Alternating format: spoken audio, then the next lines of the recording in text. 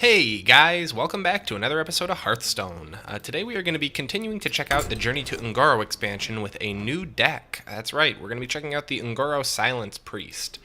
This is something we touched on really briefly before it had been well developed at the very beginning of the expansion, but I wanted to revisit now that it's settled a little bit more and become a lot more consistent. I think it's a lot more fun to play as well. Let's go ahead and jump in and I'll show you how it works. Anduin versus Garrosh. Alright, we got a warrior. This should be interesting. If it's a quest warrior, could be a little annoying, but we'll see. You can see pretty clearly from our hand here what this deck is based around. I'm going to dump the friendly silence for now, just because we don't need it hugely. Yeah, so this is going to be a deck based around laying minions that can't attack, silencing them, buffing them up, and taking our opponent to town with them. This, I think, should be fairly okay, actually, because we can do a fun early Ancient Watcher combo, depending on his deck type. And this actually could be really helpful if he is playing Quest Warrior. Yes, which he is, because we're going to be able to have some fairly decent damage on the board pretty early on. Nice to go for the Humongous Razor Leaf as your buffable minion if you can, just because he's a little bit more toughness, which is nice for the inner fires and stuff, but when we have an opportunity like this, I don't want to miss it. So let's go ahead and lay Ancient Watcher. We are not going to silence him this turn. We don't want to, play our full hand. He may have some kind of response to remove it. Very unlikely as a warrior, but just in case, we'll hold on to our silence till next turn since it doesn't cost us anything. Alright, that's pretty sweet. So we're going to have a really nice, fairly uncontested beginning here. Let's go ahead and lay down a Radiant Elemental and get a -1 mana cost silence. I want 1 mana for free for that. And we'll go ahead and start attacking. This is great. So we have a 4/5 turn 2, which is pretty fantastic. Big fan of the idea of using silence to take out your own minions. I think it's kind of funny, actually. I think of, was it Purify? I remember when this card was announced, there was a huge pushback from the community saying, like, oh great, another useless priest card, another useless, or another way to silence, like we don't need all these. And then we see this deck emerging from the meta. It's just kind of amusing to see. Yeah, by all means, go for that guy. I don't need him. We're gonna go ahead and just buff up this dude. We could have gone for the draw, which actually probably would have been a little bit smarter, but I'm gonna go for toughness for now.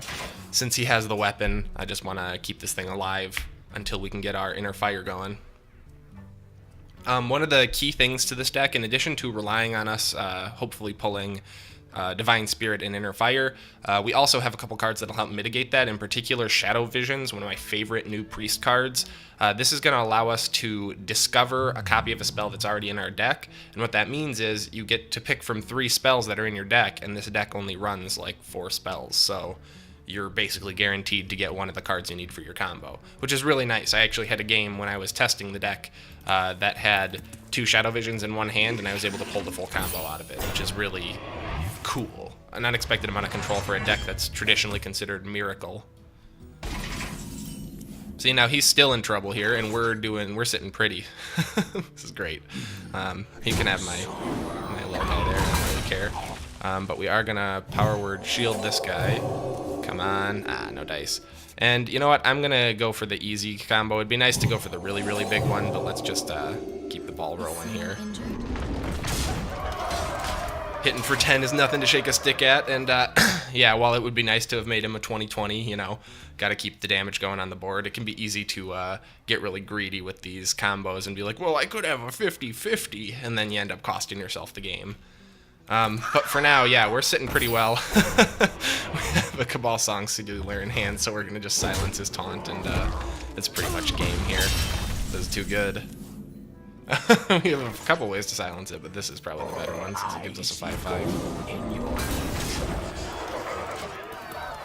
Aw, yeah. So yeah, this is the Silence Priest. I'm really surprised at how much fun it is. It's a relatively cheap deck to create. It doesn't actually have, you'll see here, it doesn't have any legendaries in it. I think it has 4 epics, which those can be a bit of a problem, but they're epics that are worth having. At very least, Shadow Visions is. The Faceless Shamblers, maybe less so, because you might not see them used in as many other decks, but all the same.